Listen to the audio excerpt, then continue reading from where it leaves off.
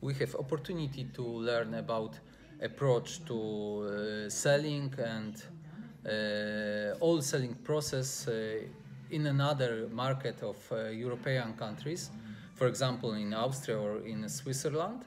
And that's why we have guest.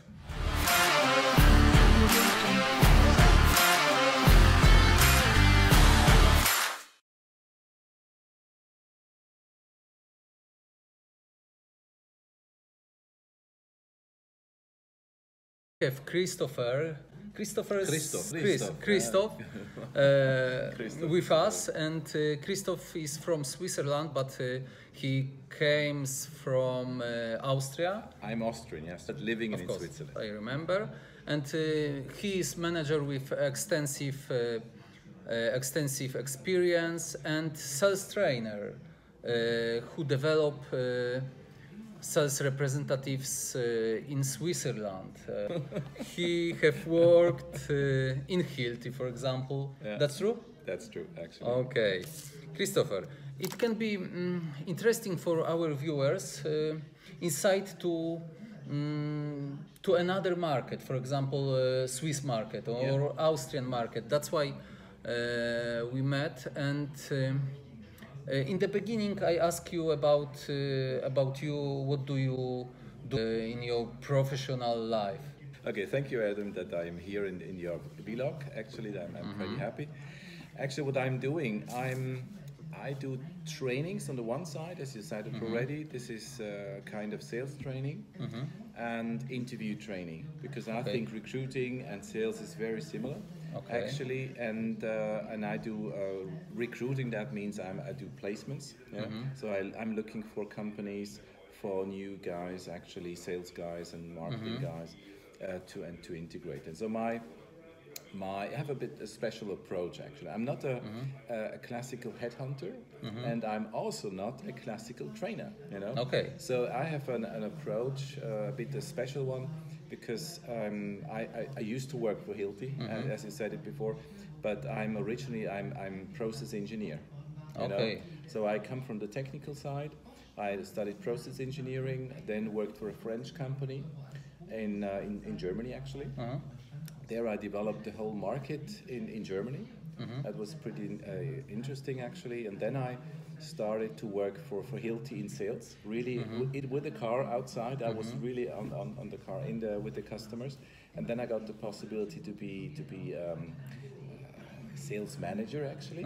So I had responsible for a whole region in Germany, and then they asked me to do the CRM implementation in France, in Italy, in Spain, and in Benelux, and then they asked me to be head of HR, you know, and so I was in the board of directors in Switzerland. So I was first in Germany, then in Liechtenstein, and then in Switzerland, where I'm today. And today I have my own business, actually. And the idea started within Hilti, you know, because sometimes they came to me and they said, okay, Christoph, just fire Adam, for example. And I said, why? Why should I fire Adam? You know, he's a great guy, but maybe in this position, not. Maybe in another one. So I worked a lot with the people, and I realized that it's worthwhile to work with the people that they can develop, maybe. And I'm pretty happy to say that a lot of people I treated well in that time are today in high management positions. You know, and so that was the beginning of my idea, to do something for people. So first of all, training in the company, and then they know me, I know them, and then I say, Christoph, we need somebody, you know, we need a new sales guy, for example. Then I'm looking for a sales guy to try to find him and also integrate him, him or her, of course, you know.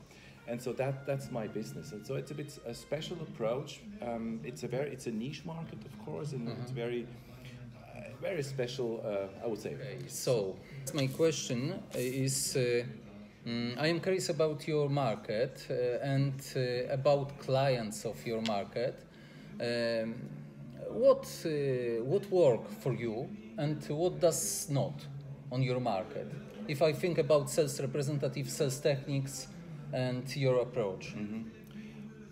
You mean what works and what does not work?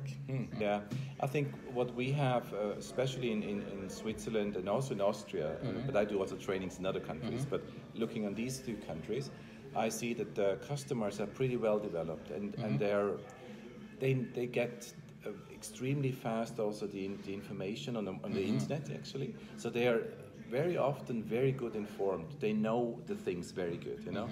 And so if I as a sales rep I'm visiting this customer, I have to have a high level of knowledge, you know, because I know that the customer knows already, you know, because they have the information. Everybody has an iPhone and has a computer and everything is there. They just have it, you know. But knowledge about product. About the competition, about everything. So you have to have a good idea of your customers and your products and the advantages and the disadvantages. I think that's when I am looking at other countries, sometimes I see that they maybe are not so developed in these cases. Maybe, I don't know, because I don't have all the countries. But this is what I see here, especially in Switzerland, because they have a very high education and good access to information. So how do you assess level of competence of your sales representatives? I know that they have to learn everything about product, but if you look at sales techniques and this competence. So what I ask them and what's important for me is that they develop themselves. You know, it's not today. I think it's not good if you are in a state of I'm waiting that somebody trains me. You know, because you can hear podcasts. I have also a podcast. It's called Top Jobs in Change. This is my podcast. This is the podcast. Yeah. Top Jobs in Wandel, yeah. Nice. So, but it's in German. It's not in Polish, of course. So maybe there is possible to subtitles. Yeah, that have a subtitle. It's not a video. It's podcast. It's quiet. Okay. So what the thing is, actually, people can hear. They can develop themselves. They can train themselves by podcast, by hearing books on how do you audio books. And so I am waiting. I'm asking the question. Do you train yourself?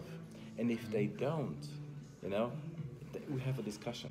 So this is how I assess this, and then of course I'm doing the sales trainings with them, and then I see this, of course. But this is a question also in recruiting. You know, I ask them, how do you train yourself? You know, what do you do exactly for your formations? You know, do people deliberately this profession?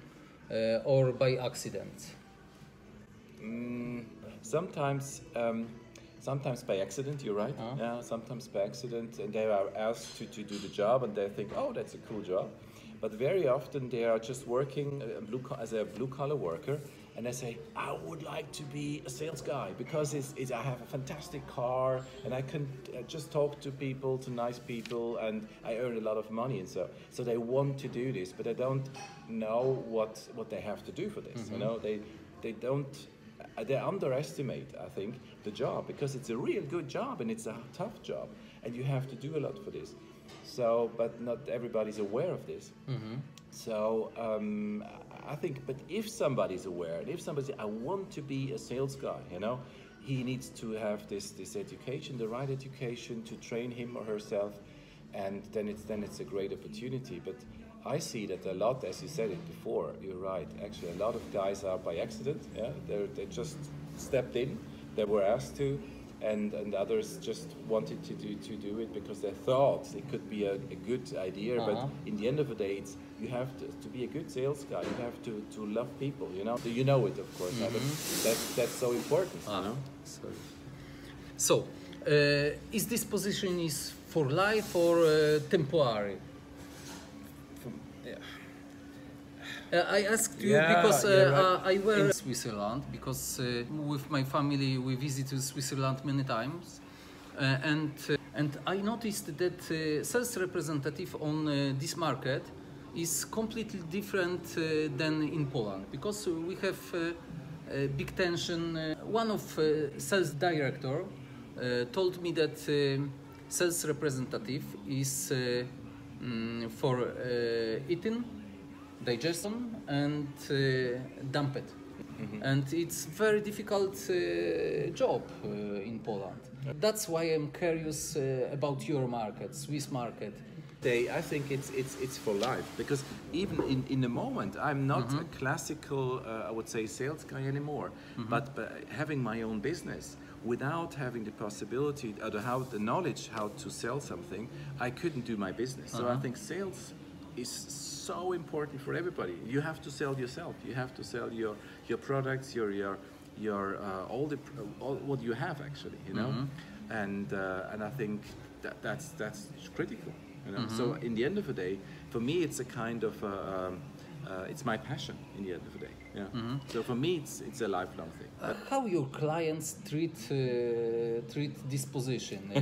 Sales representatives, traders, etc. Yeah, traders. I think it depends on the market. It depends on your product. It depends on your company where you're working for. As you said before, I was working for Hilti, and Hilti has a top product. They have really good product, but they're pretty expensive. So it's a tough market, but the customer knows that it's important that they get the information from this representative, because they always get the newest information, you know, and that's very important. Although they have it in internet, but I think today the good sales representative is a coach, you know, and he tries, or he understands, or he helps actually. He helps the customer to find the right product and the right application. So, and if you have this relationship of a coach as a sales representative, then it's working, and then you're well seen from the customers, I think. But if you're not, if it's just the hard seller or whatever, then nobody wants you, of course. I know that's not working. I think it's not really working today. Today you have to have a good relationship, but you have to have a high knowledge. That's important. And if you don't have this, because they can get information by phone, as I said before, you have to give more information that they can get through the internet in the end of the day. Okay, thank you very much. We have very good and interesting material. You're welcome. I wish you the best of luck. Okay? Wish you the best too. Thank you Adam, very much. all the best for you. All the best. Bye.